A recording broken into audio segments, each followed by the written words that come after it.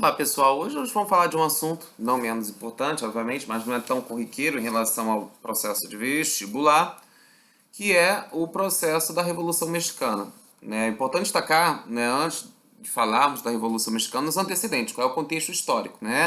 O século XIX ele marcou um momento de muita instabilidade política e econômica, sobretudo por conta das guerras de independência no México, entre os anos de 1810 a 1821.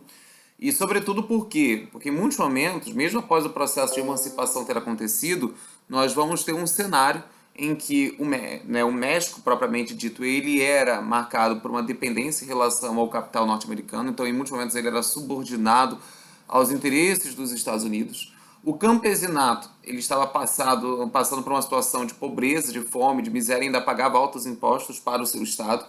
Perderam suas terras, foram expropriados.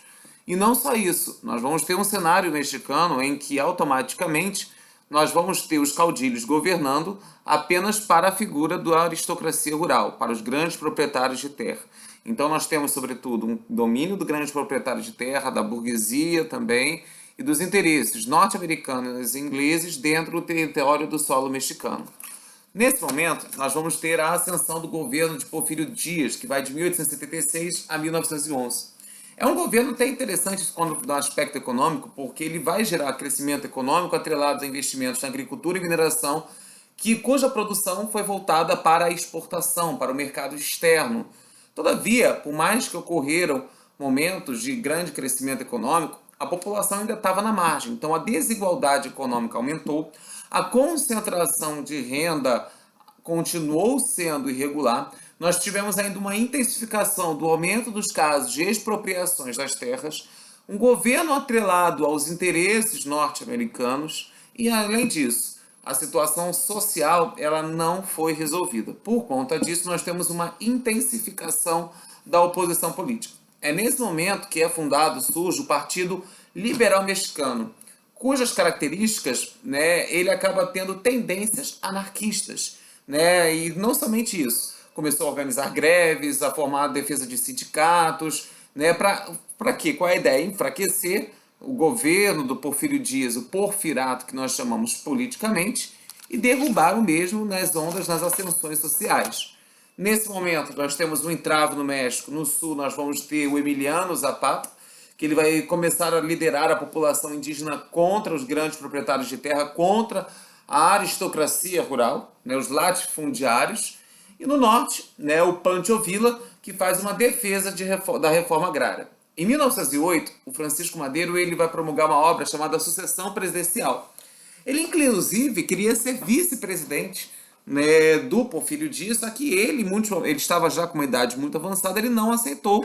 Então, ele procurou automaticamente, dentro das eleições das vielas democráticas, a se eleger como presidente. Só que nesse ínterim, em 1911, o Porfírio Dias ele vai acabar renunciando. Por quê? Porque nós tínhamos um aumento muito grande, intenso das oposições em relação ao seu campo político. E ele, temendo uma guerra civil, ele vai automaticamente renunciar e nós vamos ter a ascensão do Francisco Madero. Todavia, o seu governo continua um governo atrelado ao capital externo, ao capital sobretudo norte-americano, e também atrelado ao capital inglês, isso também não podemos negar, mas só que mais o capital norte-americano. Isso gera uma dependência muito grande, um aumento da dívida externa e, consequentemente, da inflação dentro do solo mexicano, tá ok? Isso é importante também destacar. E é nesse momento, com o intuito de derrubar o Madero, que nós vamos ter a formação pelo Emiliano Zapata do Plano Ayala, que defendia a devolução das terras às comunidades indígenas e camponesas. Nós vamos ter a nacionalização dos bens dos opositores à Revolução, ou seja, uma crítica à internacionalização clara da economia, e a expropriação dos latifúndios, ou seja, automaticamente é uma contra-invertida, ou seja, uma invertida em relação quando a gente compara a ideia de que as terras indígenas e camponesas elas foram expropriadas, então a lógica agora era expropriar a terra dos latifundiários com o pagamento de uma indenização. Nesse momento, nós vamos ter um pacto para tentar derrubar o governo de Madero, chamado de Pacto da Embaixada, porque ele é totalmente apoiado pela figura dos Estados Unidos e, consequentemente, esse fato vai acontecer.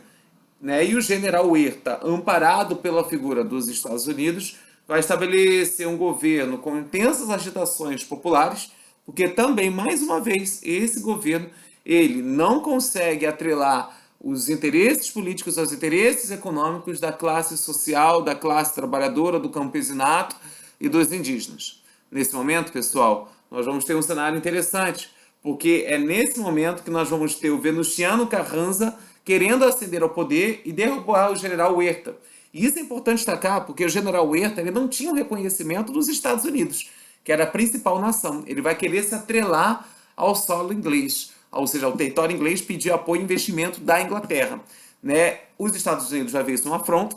Pensar o século XIX é pensar aquele momento que eu falei para vocês do Destino Manifesto, da teoria do Big Bang, do Big Stick, desculpa, do grande porrete do imperialismo norte-americano. Então, ou seja, a ideia era afastar as potências, né, europeias de forma peculiar a Inglaterra do solo americano, sobretudo para se consolidar enquanto força hegemônica, enquanto poder militar em subordinar as nações do território americano aos interesses dos Estados Unidos.